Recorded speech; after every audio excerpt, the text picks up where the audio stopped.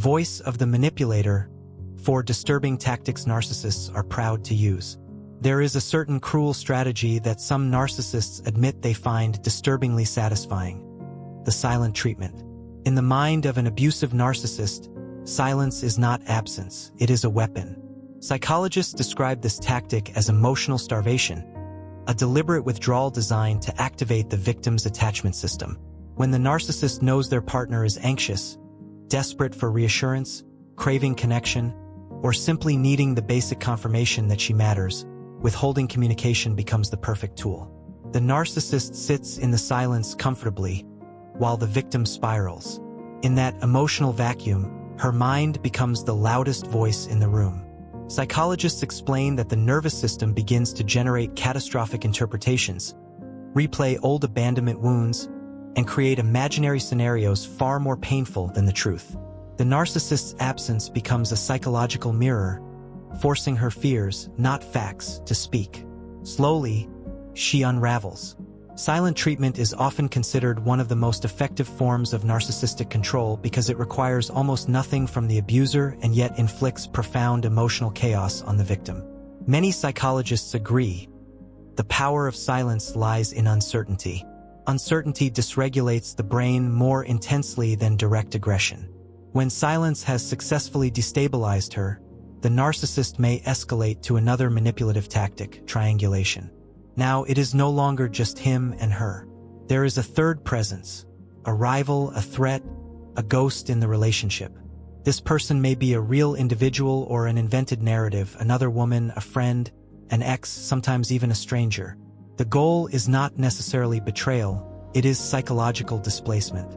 Psychologists say triangulation triggers core abandonment trauma, forcing the victim into a primal survival mode where jealousy, insecurity, and self-blame take over.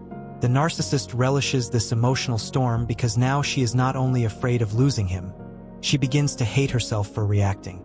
But triangulation has a second sinister function: social isolation. By implying that others agree with him, the narcissist constructs an emotional courtroom where the victim stands alone, surrounded by imaginary or real judges. Clinical psychologists call this collective gaslighting, where the victim is convinced that not just one person, but an entire unseen audience rejects her perception. Over time, this erodes her confidence, identity, and psychological autonomy. She begins doubting not just what she thinks, but whether she has ever been right at all. This slow erosion is intentional. It is psychological recalibration through fear, doubt, and dependency. At this stage, gaslighting becomes the centerpiece.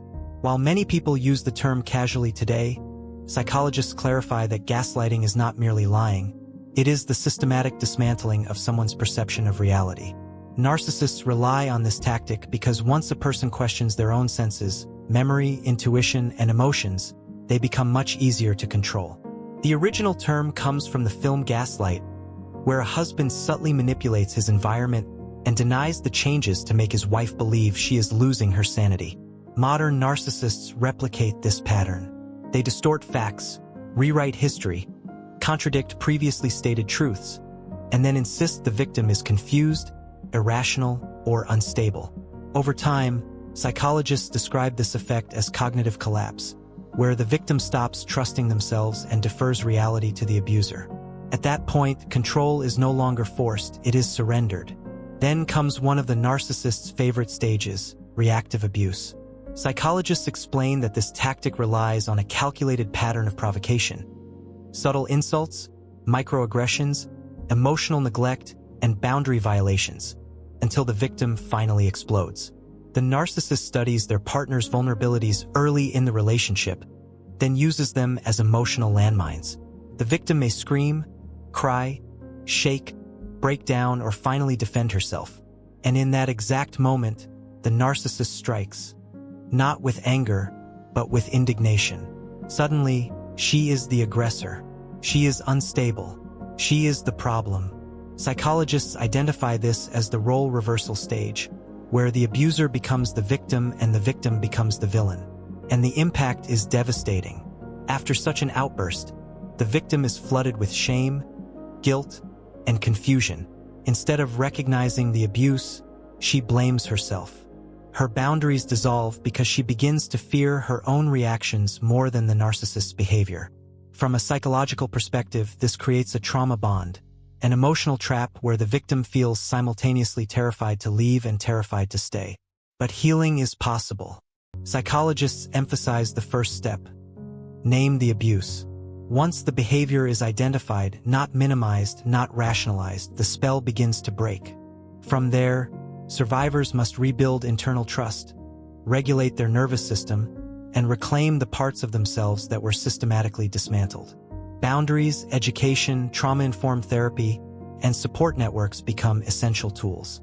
Because narcissists do not seek communication, they seek control. They do not want understanding, they want submission. And they do not fear losing the relationship, only losing power. Recovery begins the moment the victim realizes this. Their reactions were never the crime, the abuse was. What many psychologists emphasize is that narcissistic abuse is rarely random. It is tactical. The behaviors may appear chaotic or impulsive, but underneath the cruelty lies a calculated strategy built on one core principle: attack identity, not behavior. The narcissist studies the insecurities of their target like a surgeon preparing for precision incisions. When they provoke a woman, they often aim for the emotions society has taught her to suppress: jealousy and anger. Women are conditioned from early childhood to appear composed, selfless, above emotional chaos. So when the narcissist provokes jealousy or rage, the victim not only feels the emotion itself but also shame for having felt it at all. Psychologists describe this as double injurious conditioning. The victim is punished twice, once for the emotion, and again for believing that emotion makes her defective or unlovable. For men, the strategy often shifts. Instead of jealousy, the narcissist targets masculinity. If the man shows sadness or emotional vulnerability, the narcissist weaponizes gender stereotypes, shaming him with language like, "Real men don't cry," or "You're pathetic." From a psychological standpoint, this is a direct attack on identity-based dignity, the deepest layer of the self. And if anger erupts, the narcissist reframes it as evidence of danger, using phrases like, "You're abusive," or "You're just like your father." Psychologists note that this dynamic activates childhood trauma responses, especially in survivors of dysfunctional homes. Suddenly, they are not simply reacting to the narcissist. They are reliving an old wound they never fully healed.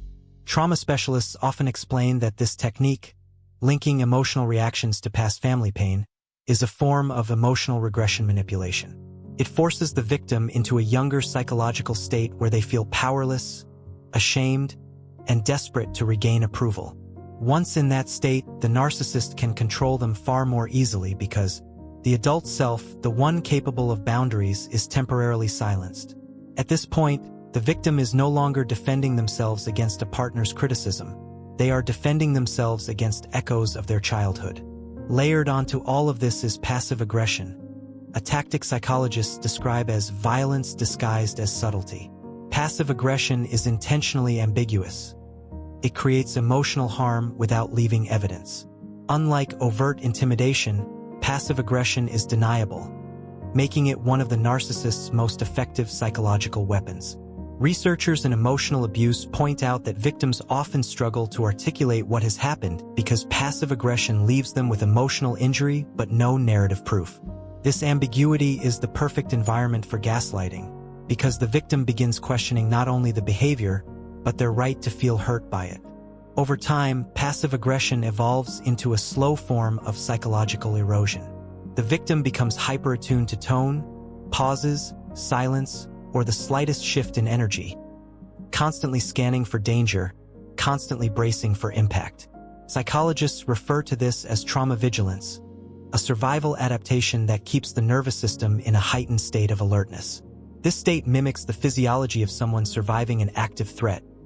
Racing thoughts, shallow breathing, stomach discomfort, shame spirals, and emotional paralysis. The narcissist doesn't need to shout. They can simply withdraw warmth, affection, or acknowledgement, and the victim will collapse emotionally because their nervous system has been conditioned to interpret withdrawal as punishment.